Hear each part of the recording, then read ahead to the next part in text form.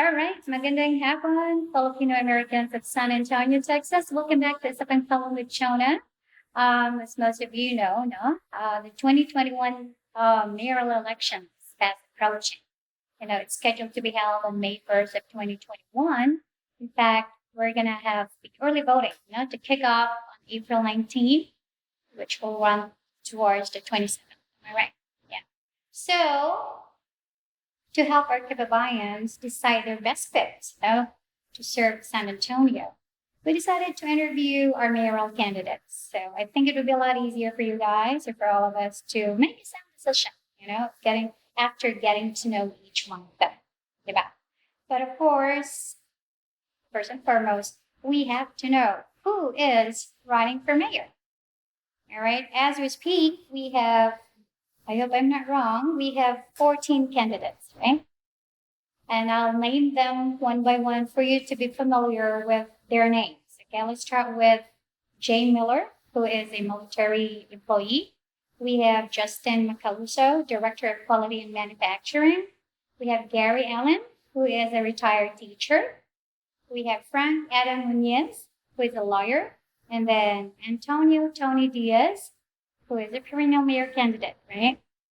And then, of course, we have our incumbent mayor, Mayor Ron NIRENBERG. And then we have Michael Commander Idrogo, who is also a perennial mayor candidate. And then we have John Velasquez, who is a psychologist. And then we have Dan Martinez, retired.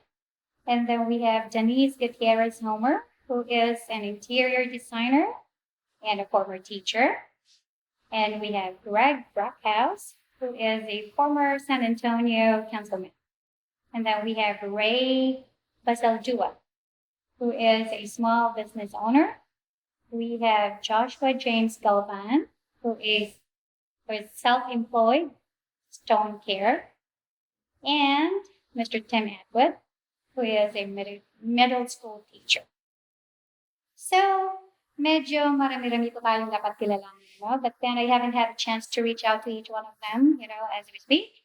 I have a few of them lined up for an interview, but not all yet. So if our candidates are watching this video right now and would like for us Filipino Americans to get to know you more a little bit, just a little bit, please don't hesitate to contact us at 210-888-1554 or email us at usapanfil@gmail.com.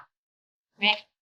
So today, I'm actually here at our current city mayor's campaign headquarters to learn more about our mayor, Ron NIRENBERG. Earlier this month, I posted on our page, a question that if you guys were to ask our mayor one question, what would that be? And most of our kababayans, they prefer to send me their answers private. Kasi syempre ayaw nila ng bangayan or awayan sa politika pagdating sa public, which is actually totally understandable. And that's the way it should be. It shouldn't, we shouldn't allow politics to divide us, right? And we should never, ever take anything personally against anybody. Everybody's entitled to his or her own political opinion. So let's keep it that way. All right, so we made sure, guys, that we took notes of your questions accordingly. And I'll be reading these questions for Mayor Ron NIRENBERG to address. But for now, let's get to know Mayor Ron NIRENBERG a little bit more. All right? Good afternoon, Mayor. How are you? Great to see you, Jonah. I'm great. Thank you. It's been a while. It has been a while, a long year for sure. Exactly. Since the pandemic, we never had a chance to get together through community events, right? Yes. I'm sure you have been very, very busy. And I'm actually watching every day, how good you are as to handling the control of spreading COVID-19. Thank you. And we applaud you for that. You are doing a fantastic job. Thank you. In fact, every time, like I said earlier, every time my boys see you on TV, talking about COVID-19, I'm like, bad for the mayor. He seems so stressed. And so I'm like, That's not the case. No, I mean, it is a high level of intensity. I think I see it more in my hair color than anywhere else. But we have a great team, and we have been working very well together across this community to slow the spread of COVID-19. So we are in position to put it behind us and come back from this pandemic stronger than ever. All right. Well, you surely, like I said, you surely did a fantastic job on that. Okay. All right. So first, before I read all of you guys' questions, for all our Filipino American voters, no, especially sa mga kare-register lang na first time nilang mag-vote and hindi pa nila masyadong kilala si Mayor NIRENBERG, let me read, a little bit of his bio. This is not everything about him, but at least, you have an idea as to who he is, what he does, and why is he, capable of leading this city. Right? So Mayor NIRENBERG, of course, he is the mayor of San Antonio, one of the most fastest growing cities with the 7th largest population in the United States. Kasama na tayo doon, mga Filipino Americans. All right, so he was raised in Austin, Texas, and attended college in San Antonio. Mayor NIRENBERG is the son of an immigrant from Southeast Asia. I want to get to know more about this in a little bit. And the grandson of immigrants from Eastern Europe who passed through Ellis Island. Through his personal experiences, Mayor NIRENBERG developed a core commitment to civic participation and the universal values of liberty, justice, and equal opportunity for every person. Mayor NIRENBERG was re-elected to his second term on June 8 of 2019. He was first elected to represent District 8 of the San Antonio City Council in 2013. Right now, during his 2 terms, he championed smart city and regional planning, inclusive economic development, environmental stewardship, fiscal responsibility, and governmental accountability. As councilman, NIRENBERG brought together a public-private coalition to save the world-renowned Reichenbach Cave. I want to learn more about this. The largest colony of bats in the world. Our mayor's full name is Ronald Adrian NIRENBERG. He is 43 years old. Right, Mayor? That's right. All right. Getting older every day. And he is happily to Mrs. Erica Prosper, and they're blessed with a beautiful son, Jonah. So yun po, yan ang ating kunting patikim about Mayor NIRENBERG. Do you have anything to add to that, Mayor NIRENBERG? I think that's a lot. That's a lot. I fell in love with San Antonio and have never left, other than 2 years in graduate school to get my degree. Came back, and we are now here as in the best city in the world. Right, and even my kids, we're happy here. We've only been here for, I'm sure a lot of our Filipino American leaders know.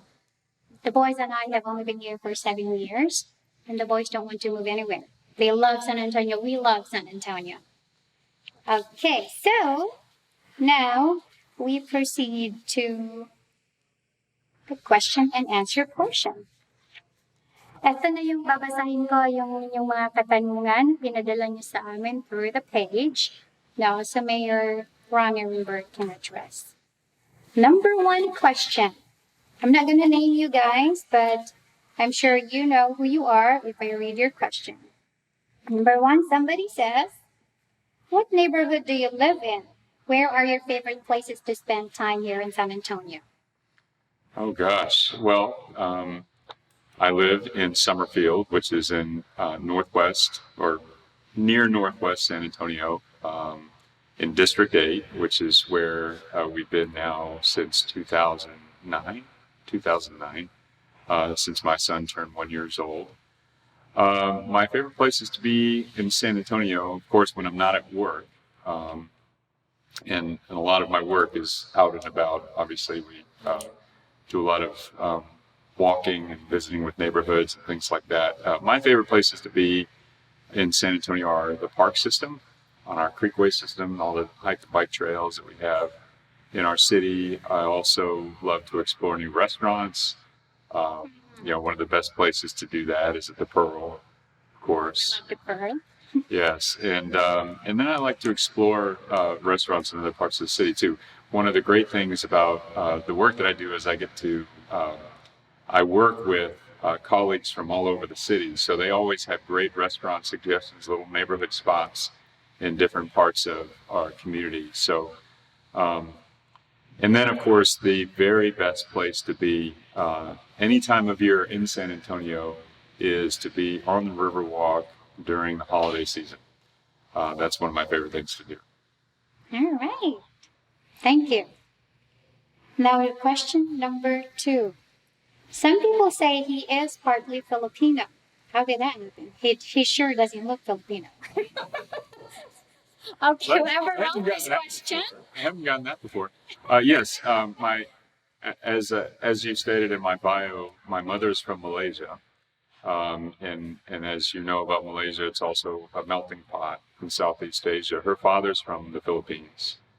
Her mother is from India / England. And my father met my mother when he was in Malaysia, stationed in the Peace Corps. So I am a proud Filipino American, Asian American. In fact, I'm the only Asian American mayor of one of the top 50 cities currently. So, which I was shocked by when I heard that. But interestingly enough, only the second Filipino American to serve on the city council. Believe it or not, Art Hall, who was my colleague briefly when I was mayor and he was appointed to the District 2 position that was vacated. He had previously served 2 terms in my old district in District 8, but Art Hall is a Filipino American. His mother's from the Philippines. So we have actually now a growing legacy of Filipino Americans on the San Antonio City Council, but I am a proud member of the AAPI community representing mayors from across the country.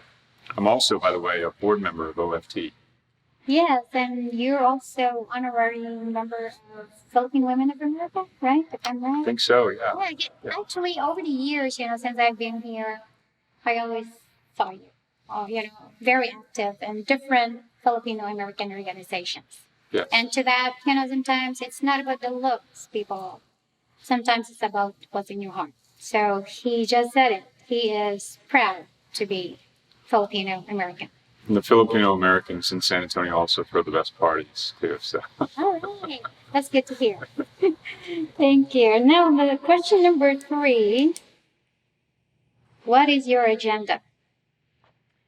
My agenda, well, quite simply, my agenda, the reason why I started in public office, this wasn't part of my life's goal to be in politics, but it turned that way when my wife and I had our son, Jonah, because I wanted to spend my waking professional life doing something to leave behind a better community. Quite simply, my mission is to leave this city a better place for the next generation. And we have so much opportunity and potential in the city to be one of the great cities in America in the 21st century. But I will say, going into my 3rd term now, God willing, my goals for the city is, number 1, we have to have a healthy community first. We have to get through this pandemic, focusing on the health and safety of our neighbors first, ensuring that we put the pandemic behind us. 2, we want to have a healthy economy.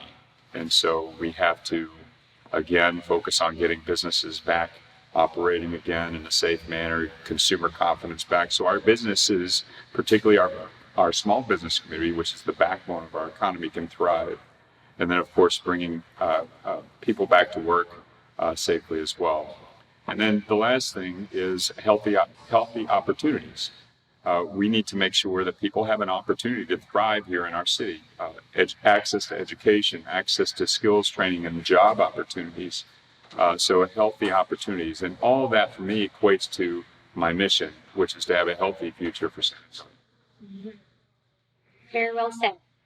Now, like you said, this is going to be your 3rd term, if you win. Now, during those 2 terms, what accomplishments, have you made that you can say the past administration should have done, or which was never done in the past administration, and which should have been done? There's several things that come to the top of the list for me.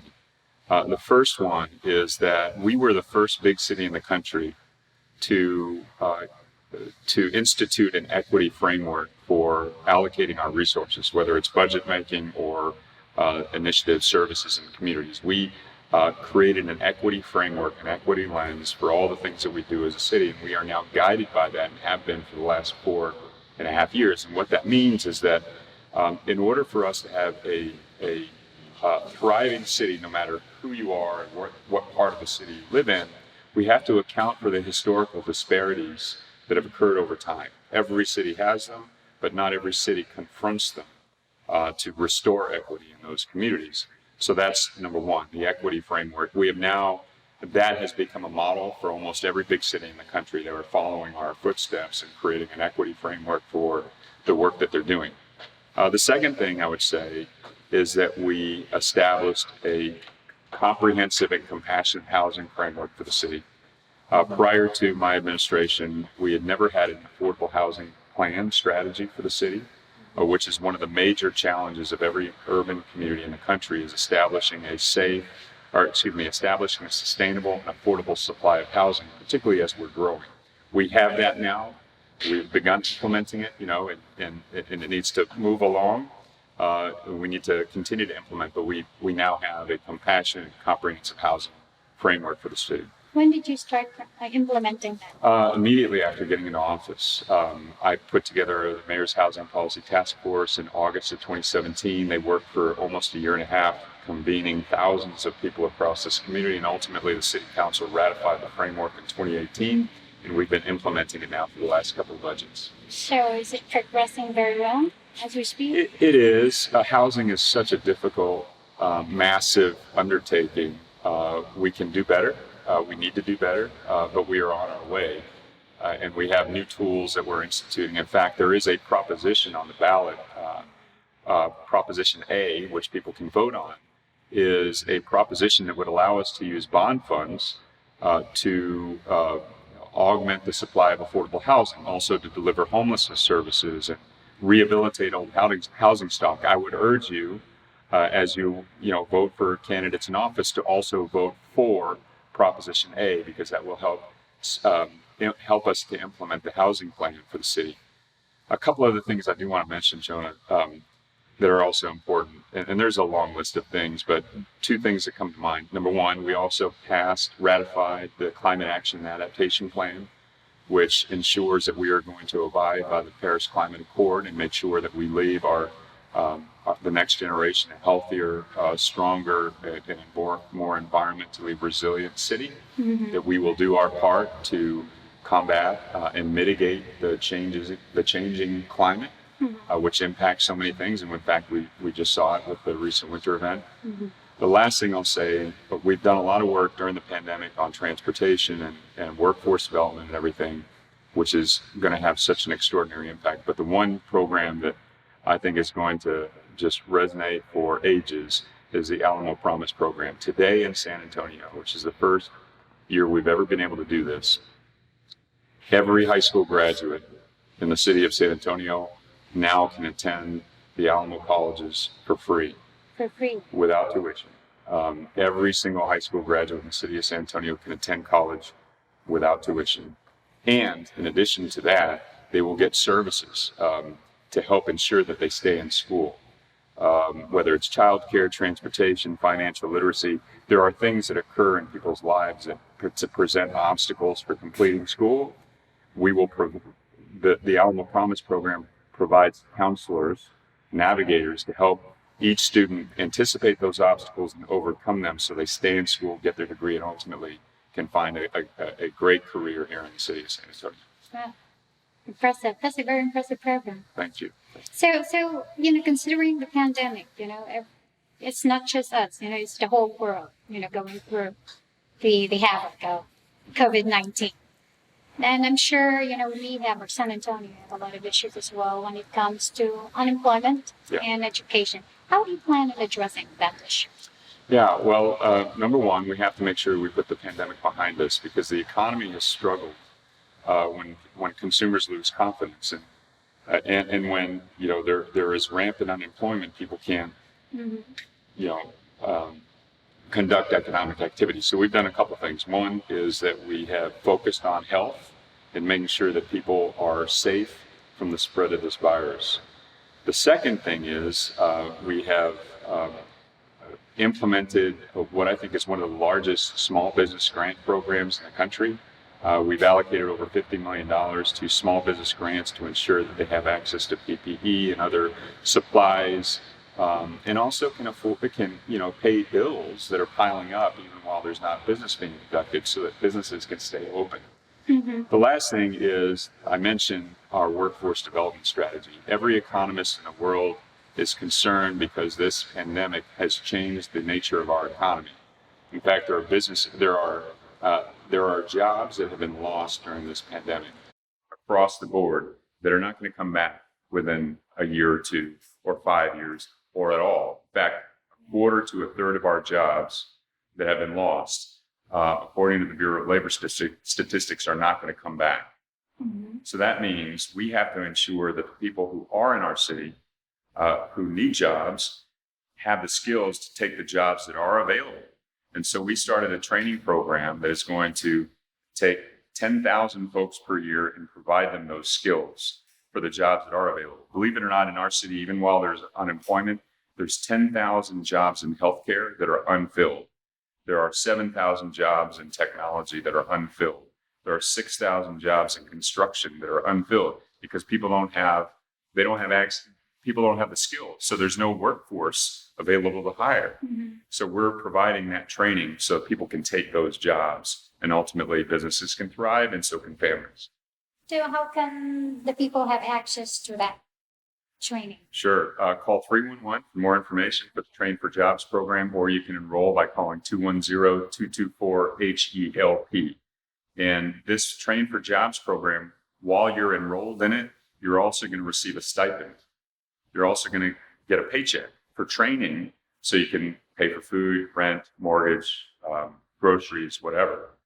And as a result of Proposition B, which I championed in November, passing by 77%, that program will continue for another 5 years, starting in September. So this is or 4 years, excuse me. So this is a 5-year effort for us to take roughly 10,000 folks per year and give them new skills so they can take jobs that are open and available, waiting for them to hire.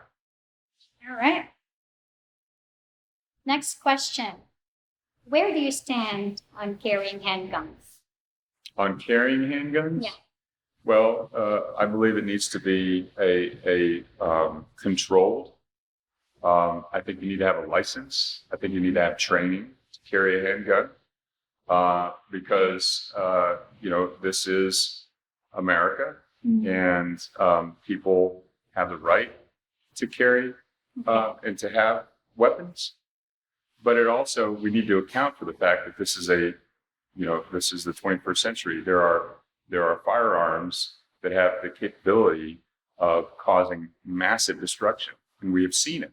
Mm-hmm. And so if you are going to carry a handgun, just like if you're going to drive a car on the street, you ought to be qualified and skilled to be able to do that. In addition to that, there are some people, I think, who have lost the right to bear arms in the sense that they have been flagged for repeat domestic violence, or they have been convicted of a crime in the use of those kinds of weapons against other people. So I think there are certain regulations that we have to put in place to ensure that firearms can be used safely and lawfully.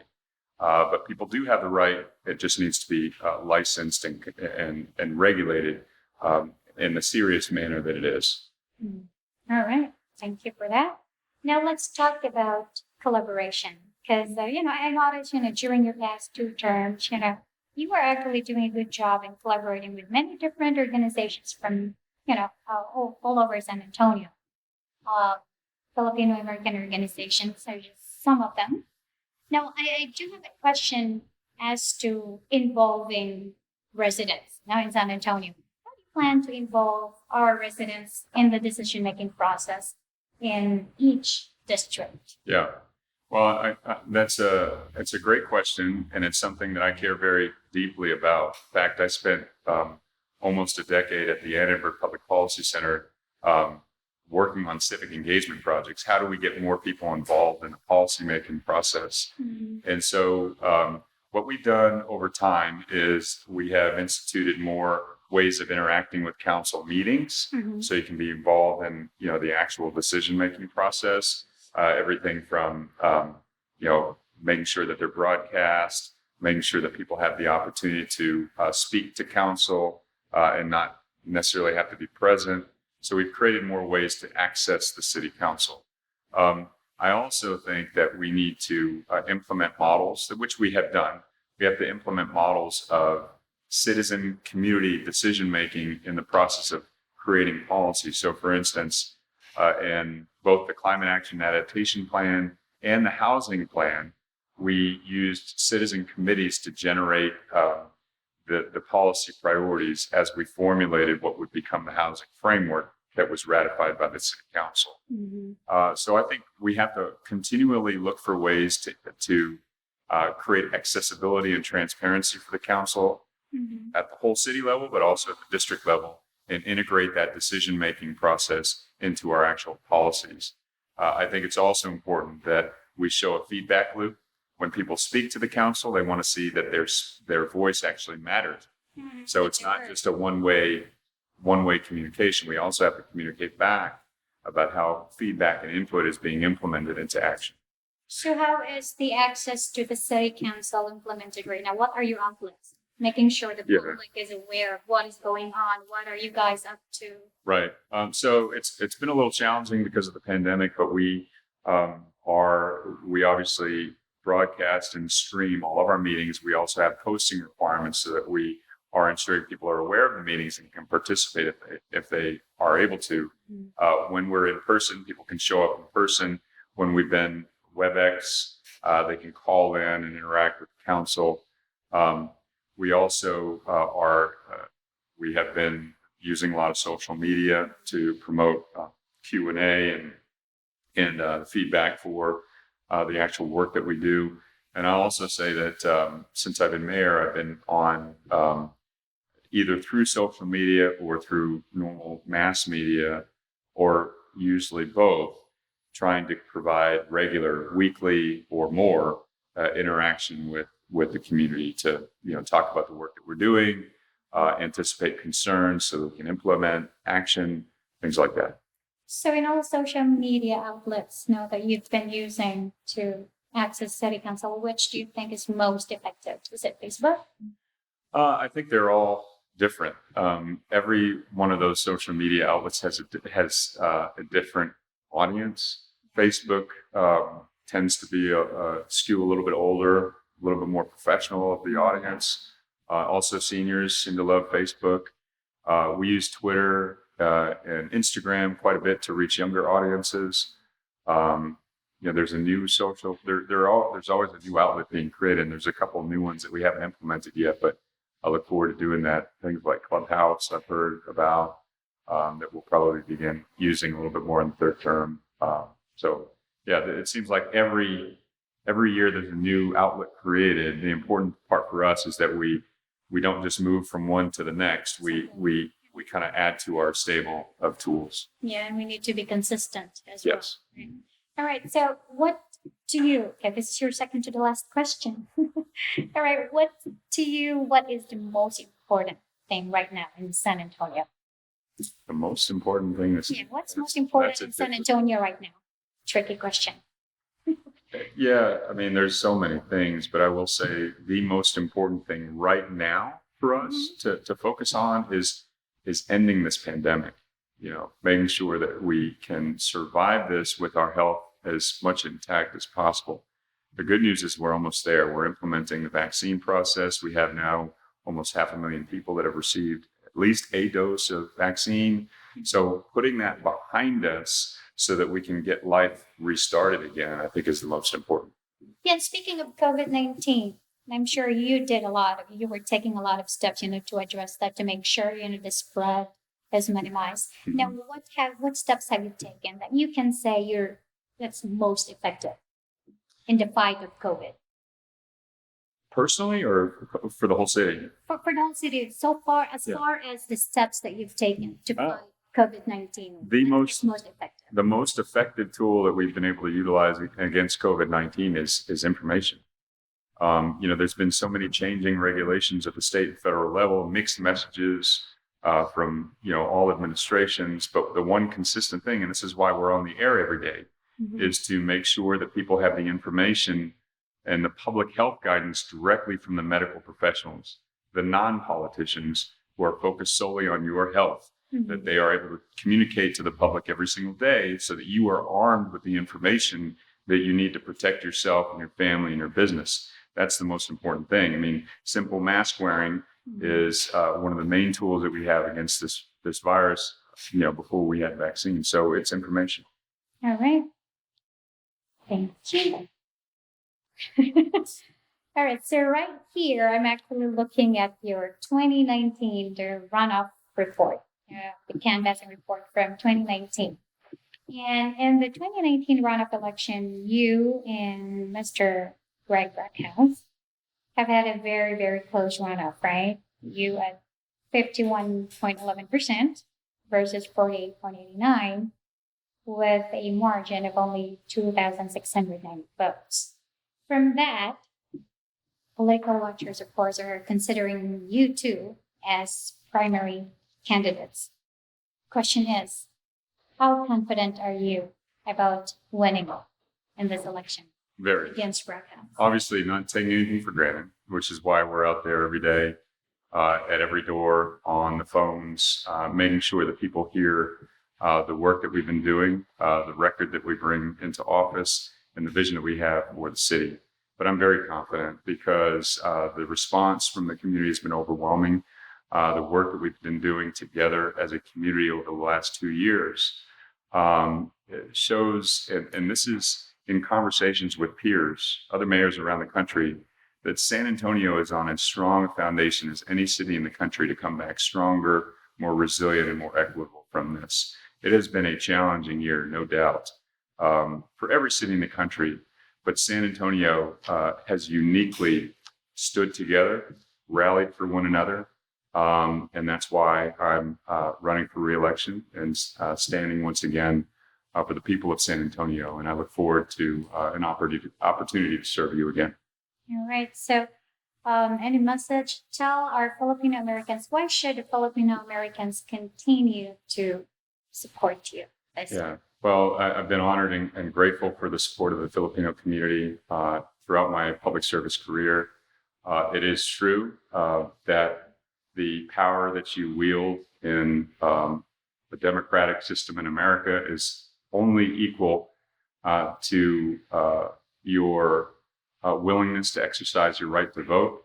So please go out and vote. April 19th starts early voting.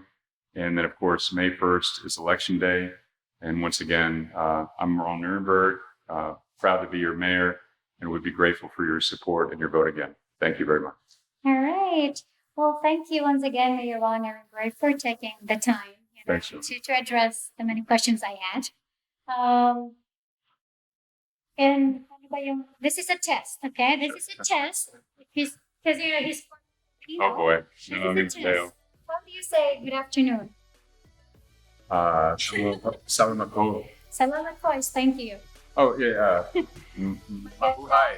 Magandang hapon. Oh boy. You're going to edit that part out. You're going to edit this part out. I say magandang hapon. Alright, so once again, thank you very much all of Filipinians here in San Antonio and the whole Texas. Thank you so much for watching. And so I'll see you again sa FIL-AM. Magandang hapon. This is Mayor Ron NIRENBERG to say magandang hapon. Magandang hapon. Hapon. And then we'll talk Malay in the next episode, right? You're gonna teach me that. Thank you, Mayor. Thanks so much, John.